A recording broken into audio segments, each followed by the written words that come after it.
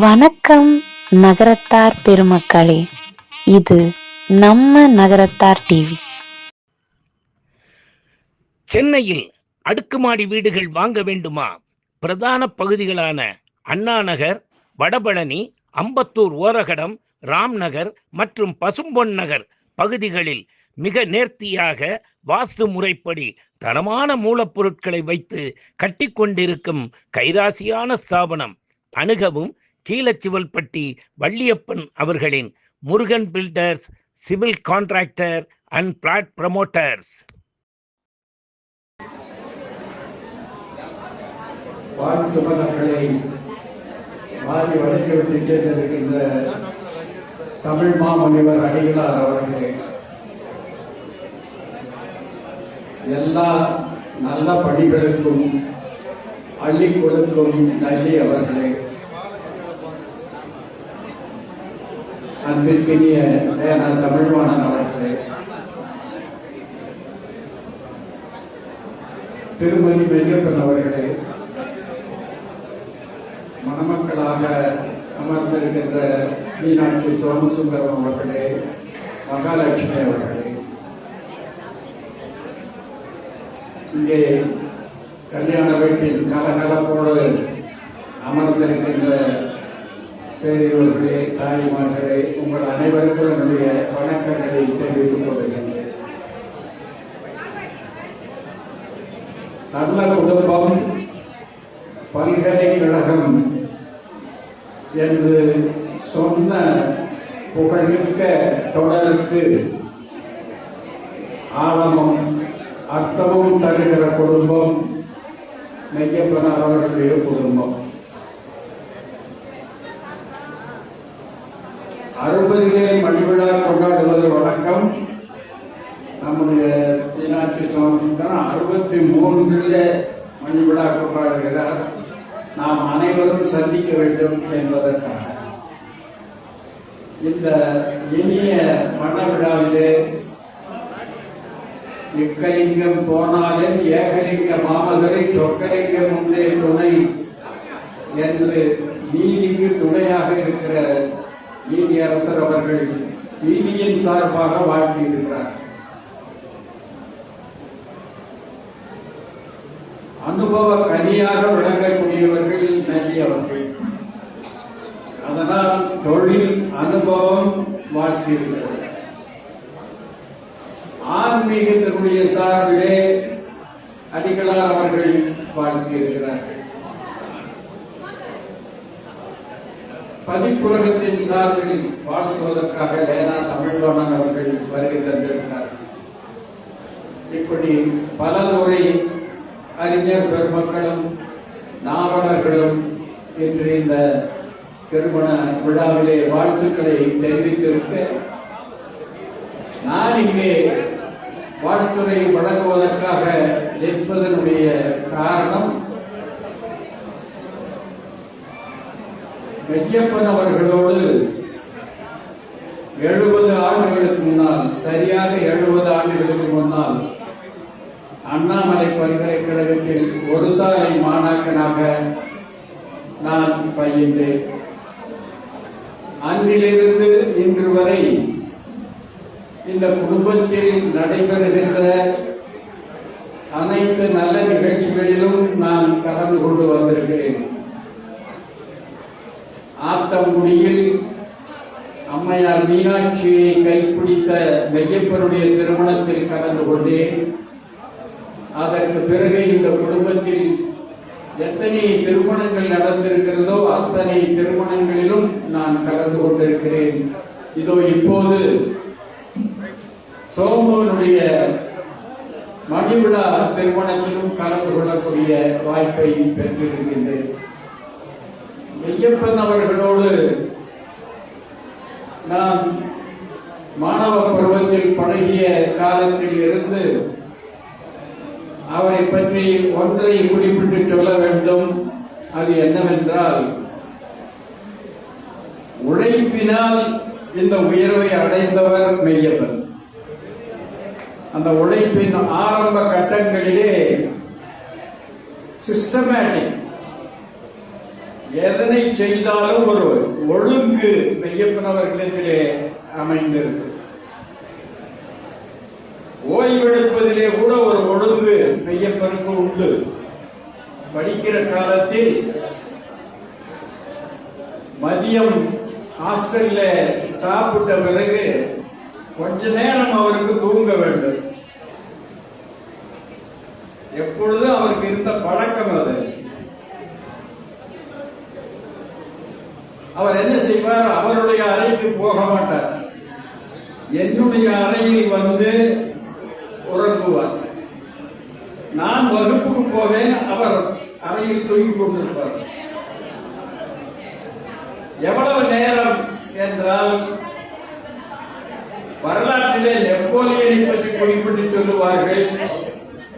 Napoleon குறிப்பிட்ட நேரத்துக்கு உறக்கத்தையும் மேற்கொள்கிறவனாக இருந்தால், போர்க்களத்திலே குதிரையின் மீது இருந்து 10 நிமிடம் என்றால் 10 நிமிடம் உறங்கி விழித்துக் கொள்வான் என்று நெப்போலியனை சொல்லுவார்கள்.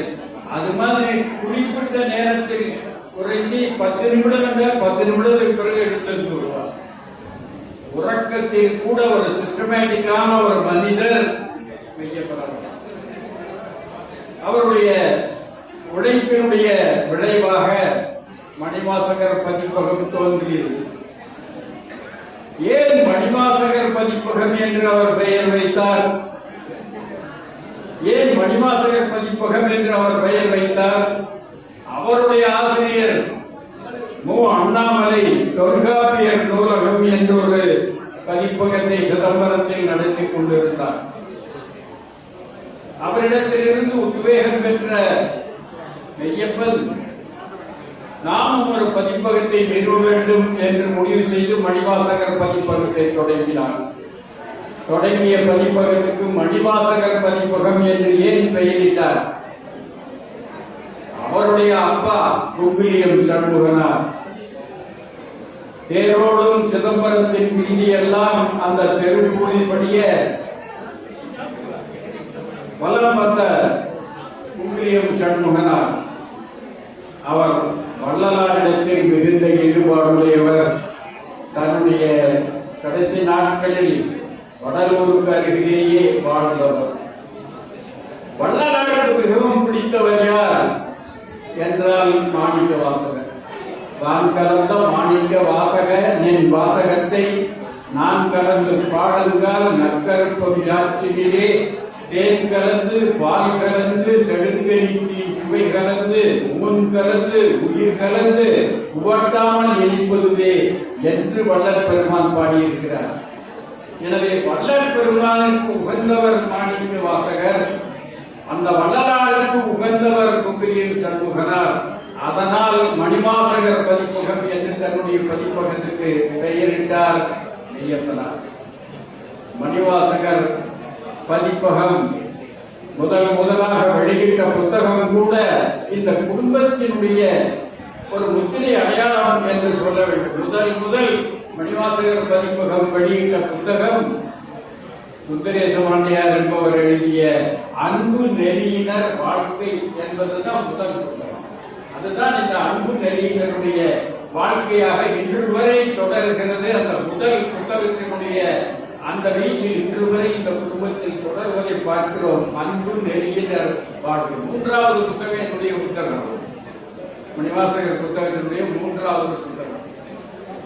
எனவே அப்படி ஒரு பதிப்பகத்தை தொடங்கி கடின உழைப்பினால் அதனை மேலுக்கு கொண்டு வந்தார். அந்த சமயத்தில் அவருக்கு கை கொடுத்தது வெற்றி கைடு. அதுக்கு வெற்றின்னு பேர் வச்சார். இன்றைக்கு வரைக்கும் அது வெற்றியினுடைய முத்திரையாக இருக்கிறது. வெற்றி என்று அதற்கு பெயரிட்டார். அந்த வெற்றி என்று பெயரிட்டதற்கும் எனக்கும் சம்பந்தம் இருக்கிறது. நான் வெற்றி என்று பெயர் வைக்கவில்லை. ஆனால் அவர் வெற்றி என்று பெயர் வைத்ததற்கு காரணம், அவர் வெளியிட்ட அவருடைய 3வது பதிப்பகத்தினுடைய வெளியீடாக இருக்கக்கூடிய நிலவுப்பு என்ற நூலுக்கு நாங்கள் 2 பேருமே போய் பாவேந்தர் பாரதிதாசனை பார்த்தோம். பாரதிதாசனை பார்த்து அவரிடத்திலிருந்து வாழ்த்து பெற்றோம்.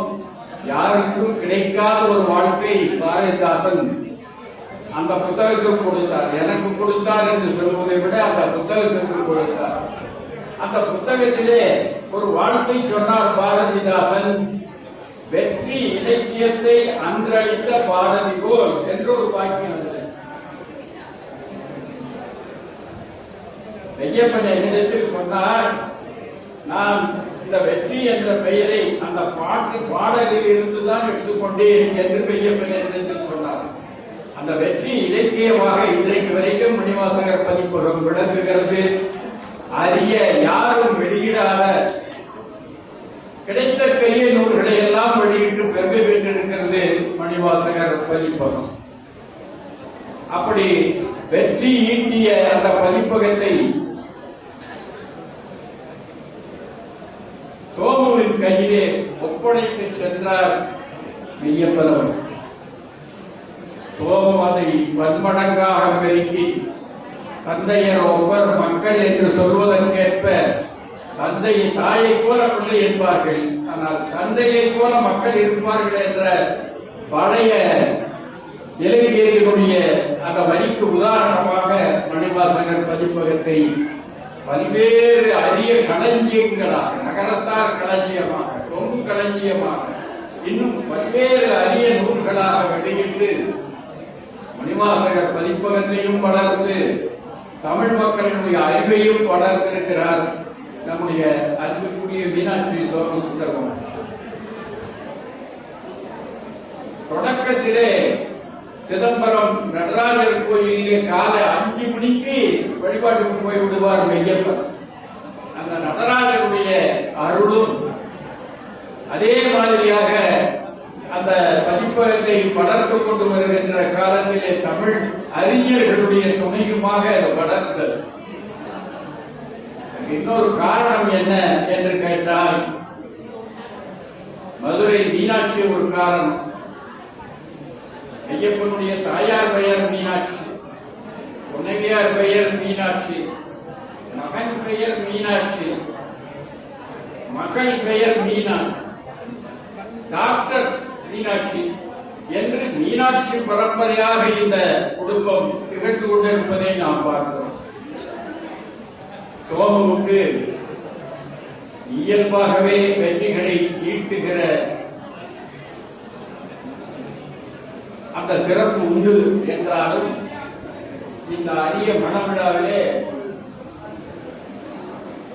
வாழ்த்துறை வழங்குகின்ற இந்த நேரத்தில் இந்த மணமக்கள் எண்ணியாங்கு எய்துக என்று நான் வாழ்த்த விரும்புகின்றேன்.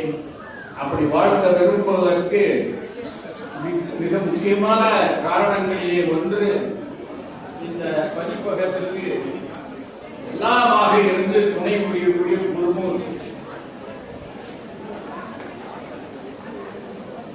குருமூர்த்தி துணையாக இருக்கிறார். எது மாதிரி துணையாக இருக்கிறார்? கண்ணன் என் சேவகன் என்ற பாடலிலே பாரதியார் பாடுகிறாரே, என் குடும்பம் வண்ணமுற காக்கின்றான் வாய் முழுத்தல் கண்டறியேன், என் குடும்பம் வண்ணமுற காக்கின்றான் வாய் முழுத்தல் கண்டறியேன், என்னுடைய குடும்பத்தை அப்படி காப்பாற்றுகிறான் என்று பாரதியார் கண்ணன் என் சேவகனிலே குறிப்பிட்டு சொல்லுவார். அப்படி நண்பனாய், மந்திரியாய், நல்லாசிரியனுமாய், பண்பிலே தெய்வமாய், பார்வையிலே சேவகனாய் குருமூர்த்தி இந்த மணிவாசகர் பதிப்பத்தை வளர்த்துக் கொண்டிருப்பது அப்பாவுக்கும் சரி மகனுக்கும் சரி பெருந்துணையாக குருமூர்த்தி விளங்கி வருகிறார். மணமக்களை மீனாட்சி சோமசுந்தரத்தையும் மகாலட்சுமியும் வாழ்த்துகிற நேரத்தில் மகாலட்சுமி அடியெடுத்து வைத்த திருமணத்திலும் நான் கலந்து கொண்டேன். இந்த குடும்பம் மகாலட்சுமியினாலும் பெருமை பெற்றது.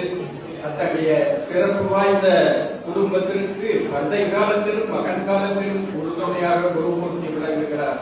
எல்லா வகையிலும் செழித்தோங்கி கொண்டிருக்கின்ற இந்த குடும்பம் மேலும் மேலும் சிறப்படைவதாக, மேலும் மேலும் மேன்மையுறுவதாக, புண்ணிய புண்ணிய வாழகம் புகழினை போல் புகழ்பெற்று விளக்குவதாக என்று ஒரு நண்பன் என்ற முறையில் அல்ல, அவருடைய தந்தையினுடைய நண்பன் என்ற முறையில் ஒரு தந்தை ஸ்தானத்தில் இருந்து இந்த குடும்பத்தை வாழ்த்தி கொண்டிருக்கின்றேன்.